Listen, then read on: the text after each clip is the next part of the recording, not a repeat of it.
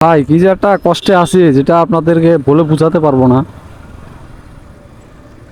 মানে গাড়ি থাকা সত্ত্বেও মনে করেন কাগজপাতি সব ওকে থাকা সত্ত্বেও চোরের মতো লুকায় লুকায় ভয়ে ভয়ে আতঙ্কে যাওয়া লাগতেছে যে কখন কোন জায়গায় আটকায় দেয়।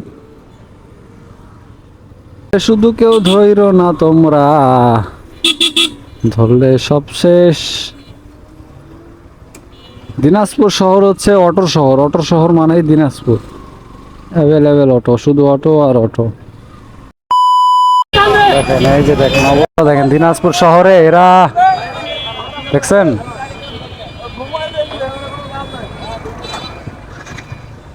লাভ লস নাই, জীবনটাই লস।